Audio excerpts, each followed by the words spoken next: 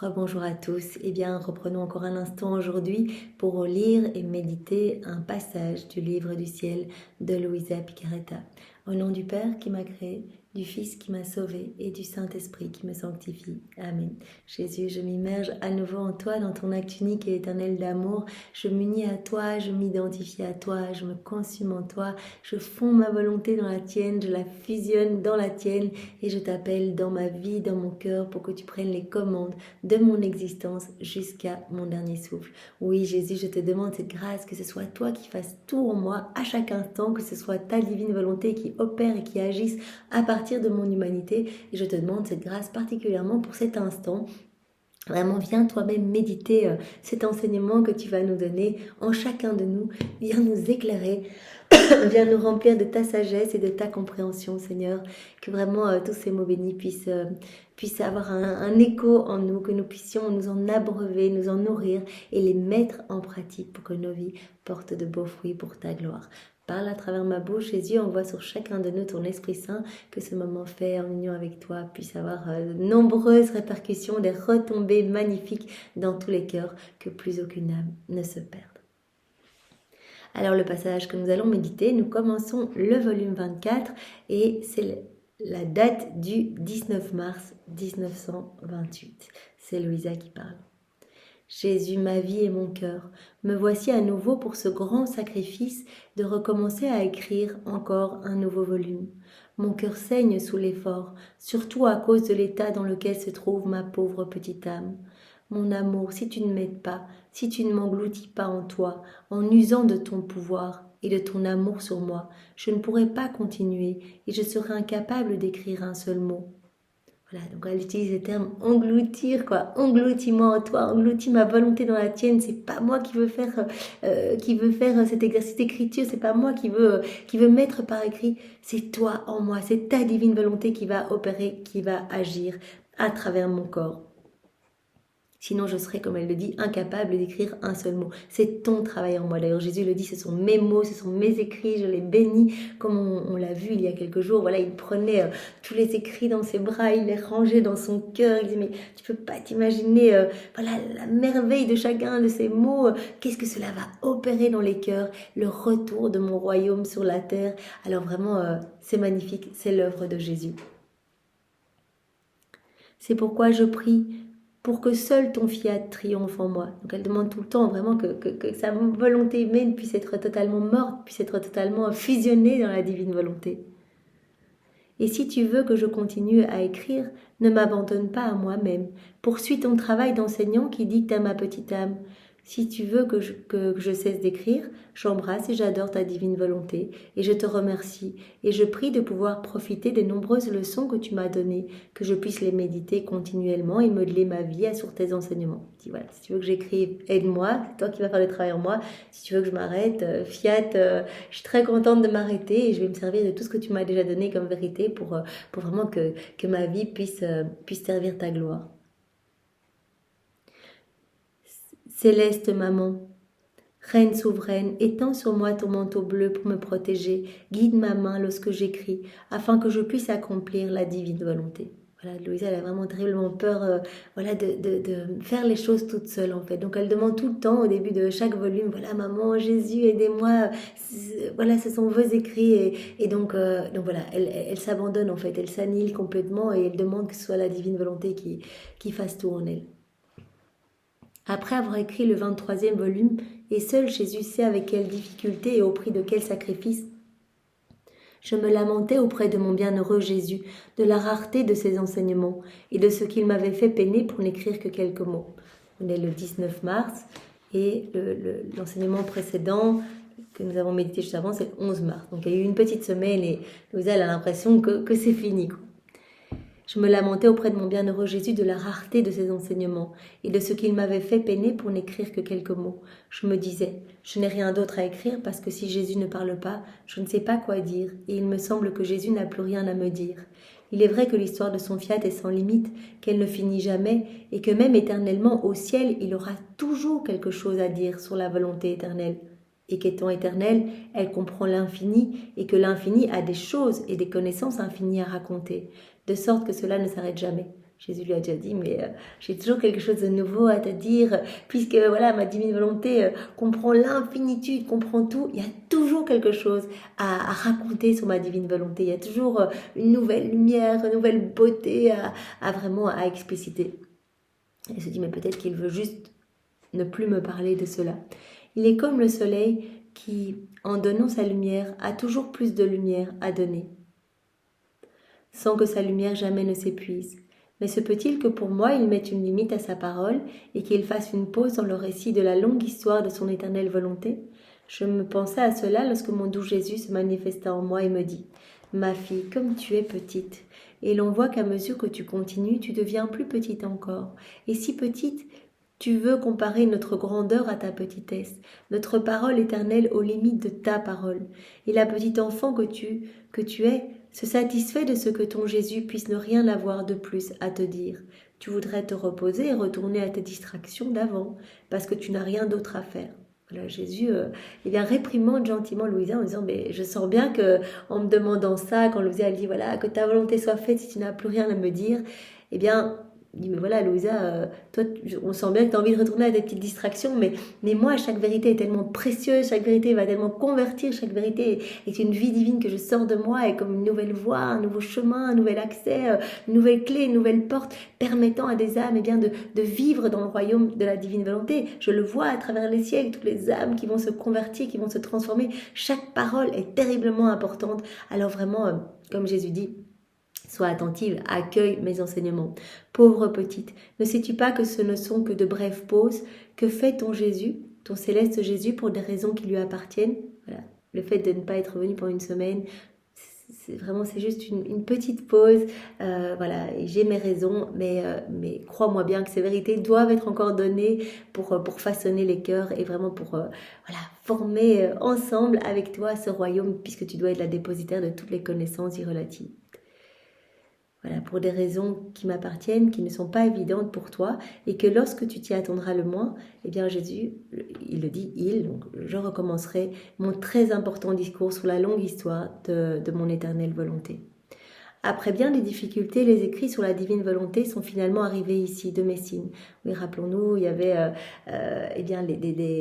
des religieux à Messine qui voulaient garder tous les écrits de Louisa, vraiment à la demande du confesseur de Louisa qui était le Hannibal, le père Maria di Francia, et puis à sa mort, il y a eu un petit peu ces discussions qui allaient garder les écrits. Donc voilà, il y avait des prêtres de Messine qui voulaient garder les écrits, et puis Louisa qui voulait les récupérer avec ses nouveaux confesseurs, etc.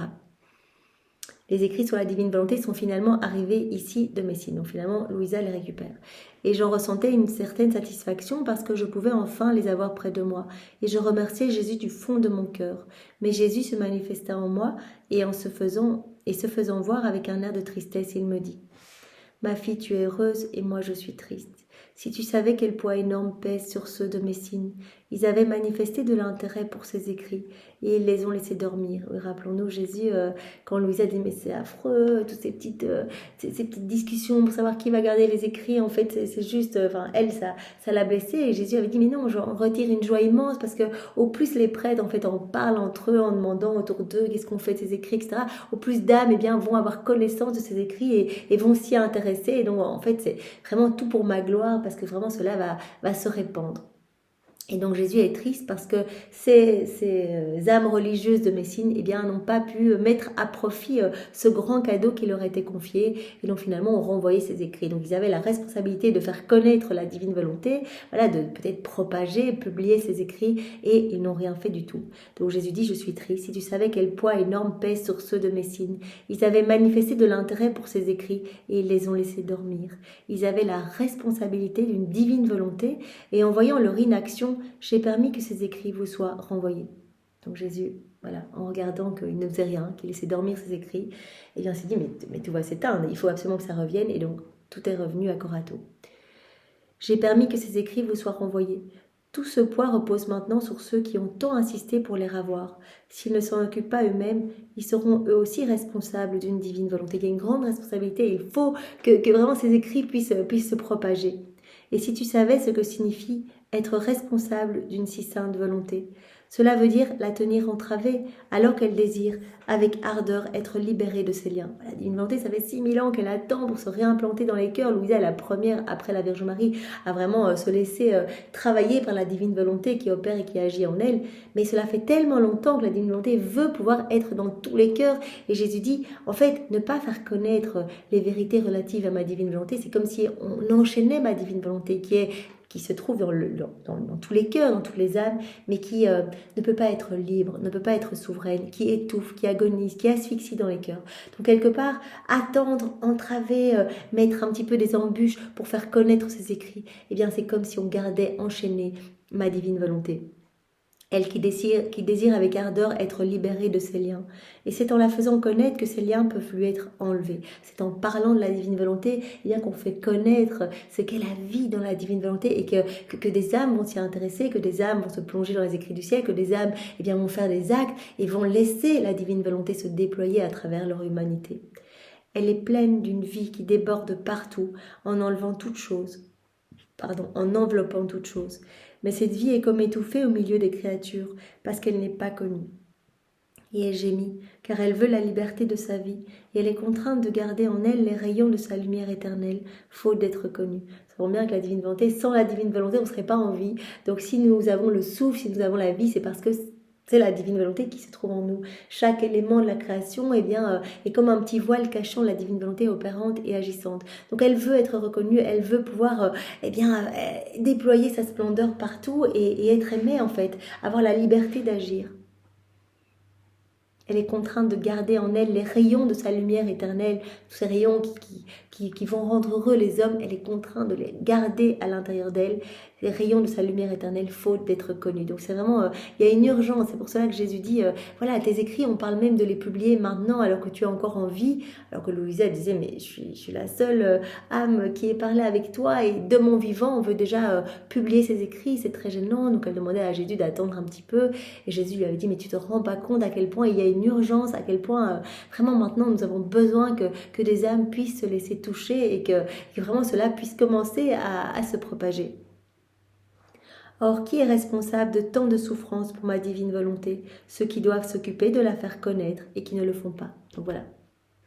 Au départ, tous ceux qui vont devoir publier, faire connaître, ils ont cette grande responsabilité de la divine volonté. C'est eux qui, en accélérant bien la publication, etc., vont pouvoir retirer les chaînes de la divine volonté et qu'elle puisse se déployer dans les cœurs qui vont découvrir tous ces écrits. Donc il y a cette grande responsabilité. Mon dessein était-il de faire connaître tant de choses sur mon fiat sans en désirer le fruit? Jésus maintenant veut qu'il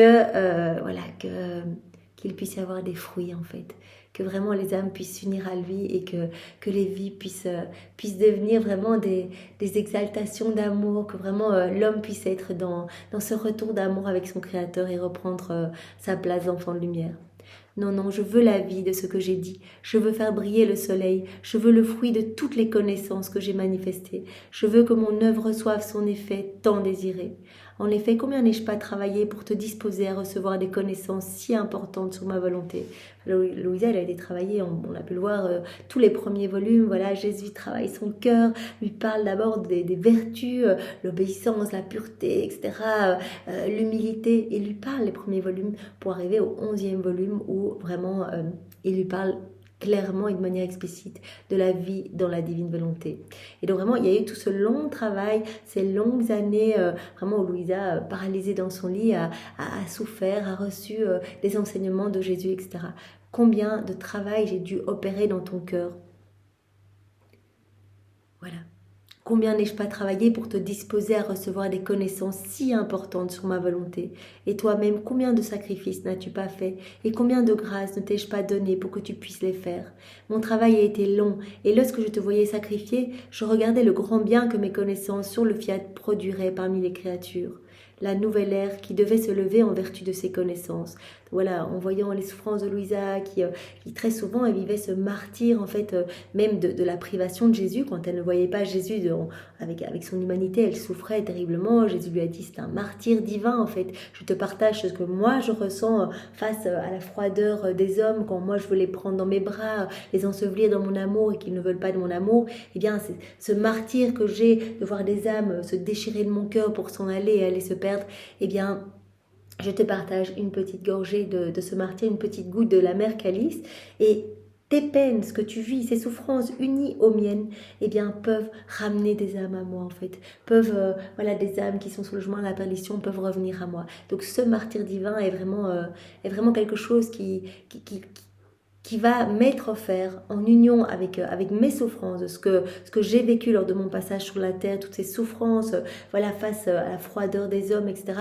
Et ce martyr de l'amour qui est éternel, Jésus l'a bien dit, vraiment, tous les hommes qui ne répondent pas à mon amour, eh bien, je te partage cela pour que tes souffrances portent le fruit de mes souffrances. Donc, toutes tes souffrances, tous les sacrifices, ces 40 années dans ton lit paralysé, etc., tous ces enseignements, ce dur sacrifice d'écrire pour Louisa, c'est tellement dur, eh bien, tout cela, ça a été le long travail pour vraiment former le royaume de ma divine volonté avec toi, pour que tu en sois la dépositaire de toutes ces connaissances, pour qu'après, les âmes puissent revenir à moi, m'aimer et reprendre cette place voilà, qu'avait Adam dans son état d'innocence. Donc il dit voilà, quand je te voyais dans les souffrances, dans les sacrifices, que voilà, je continuais ma vie en toi et que tu souffrais, etc. Eh bien je voyais en même temps toutes les âmes qui allaient vivre dans ma divine volonté. Donc Jésus a vu directement, quand il parlait avec Louisa, eh bien, tous les bienfaits de chacune des vérités. Il sait exactement quelle vérité va toucher quelle âme, quel enseignement va percuter tel cœur, etc. Donc j'ai vu le grand bien que mes connaissances sur le fiat produiraient parmi les créatures, la nouvelle ère qui devait se lever en vertu de ces connaissances. Et pendant qu'il souffrait en te sacrifiant, mon tendre cœur éprouvait un immense plaisir en voyant le bien. Donc vraiment au milieu des souffrances, de voir Louisa souffrir, vraiment les souffrances que Jésus ressent en Louisa, parce que Louisa, voilà, elle est comme une extension de l'humanité de Jésus, donc Jésus vient continuer sa vie en elle.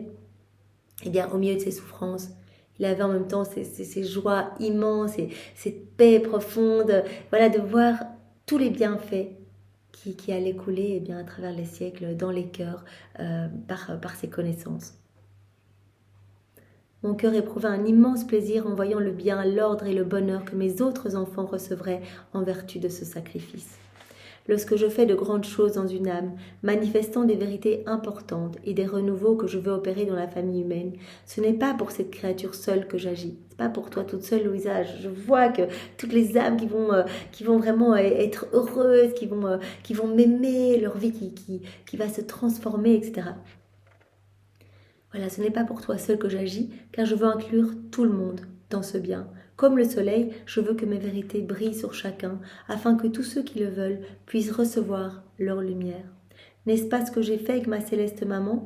Si elle avait voulu garder, cacher l'incarnation du Verbe, quel bien aurait apporté ma venue dans le monde? Aucun. Je serais partie au ciel sans donner ma vie pour personne, et la reine souveraine, si elle m'avait cachée, aurait été responsable et voleuse de tout le bien et des nombreuses vies divines que devaient recevoir les créatures.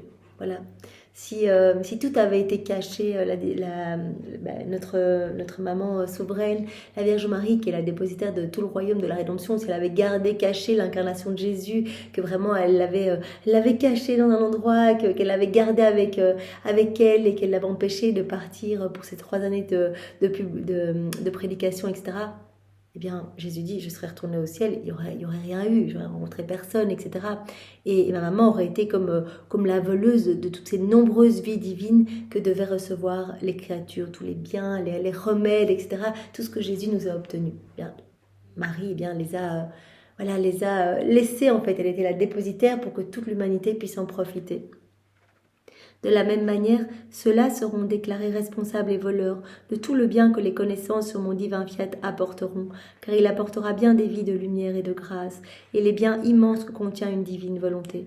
Voilà, Jésus reparle à nouveau de cette responsabilité de la divine volonté, de la faire connaître. Voilà, ces confesseurs de Louisa, ces personnes de Messine avaient cette responsabilité et se sont un petit peu endormis en ne faisant rien du tout avec ces écrits si précieux. Ces écrits sont de retour à Corato et Jésus dit il y a une grande responsabilité, il faut que tout soit connu parce que c'est comme si, si ces personnes ne les publient pas, c'est comme si ces vies divines mouraient étouffées en fait. Par conséquent, une lourde responsabilité repose sur ceux qui devraient s'en occuper. S'ils continuent à laisser inactifs les soleils, si bénéfiques de tant de vérité sur ma volonté éternelle. Et si toi, en premier, tu voulais t'opposer à faire connaître ce qui concerne ma volonté, tu serais la première voleuse de ces nombreux soleils et de tous les biens que les créatures doivent recevoir par ces connaissances. Voilà, toi, Louisa, tu dois accueillir mes enseignements et tu dois les mettre par écrit. Toutes les fois où tu émets des réticences, cela ne me plaît pas parce que vraiment les vérités ne sont pas pour toi seul, mais doivent servir vraiment à restaurer toutes les générations, à ramener tous les enfants à leur juste place d'enfants de lumière. Et vraiment les personnes qui vont t'y aider, que je mettrai sur ton chemin à les publier, pour publier ces écrits, eh bien eux aussi ont cette grande responsabilité. Les créatures doivent recevoir ces connaissances pour se laisser transformer. Puis, d'un ton plus tendre, il ajouta « Ma fille, c'est comme si le monde était brûlant, et il n'y a personne pour verser sur eux l'eau pure qui pourrait étancher leur soif. Et le peu qu'ils boivent, c'est le trouble de leur volonté qui les brûle encore davantage. » Donc Jésus se rend bien compte que l'homme, eh bien, depuis la chute d'Adam, est comme assoiffé en fait. Vraiment, c'est comme s'il avait cette soif brûlante, cette recherche de plénitude, puisque notre cœur est appelé pour devenir un petit tabernacle pour accueillir la Trinité. Eh bien, si nous ne voulons pas que Dieu habite notre cœur, si nous étouffons la divine volonté dans notre cœur, cet espace, en fait, reste vide, puisque c'est comme si nous écrasions dans un petit coin la divine volonté, etc. Et donc, ce vide, nous allons le remplir avec les choses du monde. Et Jésus nous l'a dit tellement de fois. En fait, si on ne vit pas dans la divine volonté, on ressentira toujours un manque. On voudra toujours plus. On ressentira toujours un vide, même si on essaye de se combler de choses matérielles, de voyages, etc. Il n'y aura jamais la plénitude, puisque c'est Dieu qui doit remplir cet espace.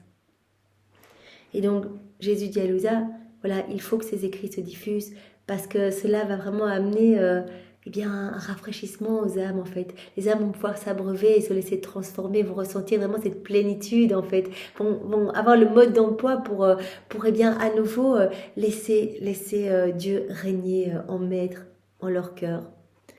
C'est comme si le monde était brûlant, et il n'y avait personne pour verser sur eux l'eau pure qui pourrait étancher leur soif, et le peu qu'ils boivent, c'est l'eau trouble de leur volonté qui les brûle encore davantage. Même les bons, les enfants de mon Église qui essayent de faire le bien, après l'avoir fait, ne ressentent pas le bonheur de ce bien, mais plutôt son poids, qui leur apporte tristesse et fatigue. Sais-tu pourquoi ? Parce que dans ce bien lui-même, la vie de mon fiat est absente, celle qui contient la force divine, qui ôte toute fatigue, la lumière et la chaleur de ma volonté sont absentes, qui ont la vertu d'enlever n'importe quel poids et d'adoucir toute amertume. La rosée bénéfique de mon fiat est absente, qui orne les actions des créatures et les rend belles, au point d'apporter avec elle la vie du bonheur. L'eau éternellement jaillissante de ma volonté est absente, qui en fécondant d'une manière divine donne la vie et apaise leur soif. Voilà, Jésus dit, en fait, même si ce sont des actes pieux, des actes bons, etc., faits dans la volonté humaine, eh bien, il manque la vie du divin fiat. Donc, il manque cette force divine. Il manque, la lumière divine. Il manque la chaleur de la divine volonté. Il manque la rosée bénéfique du fiat. Il manque l'eau éternellement jaillissante, du divin fiat qui vraiment alimente continuellement l'âme. Il manque en fait la vie qui pourrait apaiser la soif. C'est pour cela que l'homme, même s'il fait de bonnes actions dans sa volonté propre, ressentira toujours un petit peu ce vide. C'est pourquoi les hommes boivent, mais ils brûlent encore plus. Vois combien il est alors nécessaire que ces connaissances soient connues et fassent leur chemin parmi les créatures, afin d'offrir à chacune la vie de ma volonté, puisque chaque connaissance est une vie divine qui est offerte à l'homme, avec la source des biens qu'elle contient. Vraiment, chaque connaissance contient tellement en fait. Jésus a dit chaque connaissance c'est plus que toute la création, c'est plus que toute l'œuvre de la rédemption. Chaque connaissance contient tout, puisque c'est une vie divine.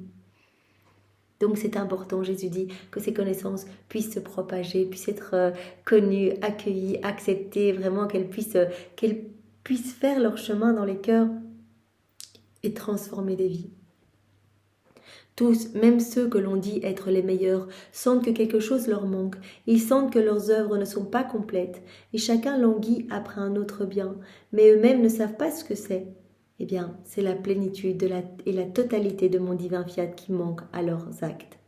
Voilà, ce petit manque que l'on ressent à toujours vouloir plus, mais même si c'est, voilà, on recherche partout, même dans une vie qui peut être tout à fait sainte, il n'y a pas cette plénitude, parce qu'il manque, comme dit Jésus ici, la plénitude et la totalité de la divine volonté. Eh bien, dans les actes, il manque cette plénitude, cette vie divine dans chaque acte fait par la créature, si elle fait les choses dans sa volonté propre. Et par conséquent, leurs œuvres sont à moitié faites, car c'est uniquement avec ma volonté et dans ma volonté qu'on peut faire des œuvres complètes. Voilà, l'œuvre ne sera vraiment complète, qu'elle ne sera vraiment que dans sa plénitude, que si elle est accomplie en union avec Jésus, que si c'est Jésus qui l'accomplit en nous. C'est pourquoi ma volonté aspire à être connue pour apporter sa vie et son accomplissement aux œuvres de ces créatures. Donc ce qu'on fait dans la divine volonté, eh bien, les œuvres vont devenir divines, vont devenir complètes, vont atteindre vraiment leur plénitude si on laisse Jésus faire en nous. D'autant plus que je prépare de grands événements, tristes et heureux, des châtiments et des grâces, des guerres imprévues et inattendues, tout cela afin de les disposer à recevoir le bien des connaissances de mon fiat. Donc Jésus va autoriser des choses plus difficiles, des guerres, des châtiments, il va autoriser avec sa volonté permissive pour que les âmes puissent être disposées à accueillir ces connaissances. Donc vraiment tout est dans l'optique que l'homme revienne vraiment à cette place magnifique à laquelle Dieu l'attend.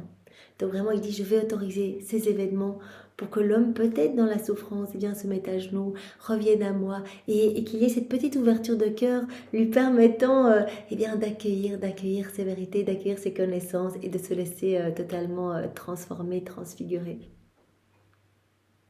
Et s'il les laisse dormir sans les répandre parmi les créatures, ils rendront inutiles les événements que je prépare. Si les connaissances sont cachées, qu'elles ne sont pas dévoilées, qu'elles ne sont pas publiées, Jésus dit, c'est comme si on me volait en fait toutes ces vies divines que je vais donner. Et en plus, voilà, tous les événements qui vont arriver pour disposer les âmes à accueillir ces connaissances, eh bien, voilà, c'est comme si ces événements étaient inutiles. Donc, de quoi ne devront-ils pas me rendre compte? Par ces connaissances, je prépare le renouveau et la restauration de la famille humaine. Le renouveau et la restauration de la famille humaine. C'est pour cela que le titre, eh bien, c'est rappel de la créature à l'ordre, à la place et au dessein pour lesquels Dieu l'a créé. Retour à ce pourquoi nous avons été créés. Voilà, la restauration et le renouveau de la famille humaine. Par conséquent, de ton côté, ne présente aucun obstacle et prie pour que le royaume de ma divine volonté arrive bientôt. Voilà, eh bien, nous nous unissons à Louisa et vraiment, Seigneur, nous t'offrons tout ce que nous sommes, chacun de nos petits mouvements pour te demander que vienne s'établir le royaume de ta divine volonté. Nous plaçons cette demande incessante aussi sur chaque élément créé, sur chaque petit bourgeon, chaque petite fleur, chaque petit pétale, chaque herbe, chaque petit insecte, du plus petit animal au plus gros, de la petite plante aux plus grands arbres. Nous allons placer également eh bien, notre amour ainsi que ta volonté soit faite et que ton royaume puisse s'établir sur la terre, sur chaque nuage, chaque scintillement d'étoiles, rayon du soleil, le soleil, la lune, dans chaque molécule d'air, chaque grain de sable, partout en fait, Seigneur. On veut vraiment inonder toute la création de cette demande incessante que vienne ton royaume ici-bas, Seigneur. Merci Seigneur pour tout ce que tu nous donnes. Sois loué, béni et glorifié au nom de tous avec ta volonté. Au nom du Père et du Fils et du Saint-Esprit. Amen. Soyez tous bénis. Au revoir.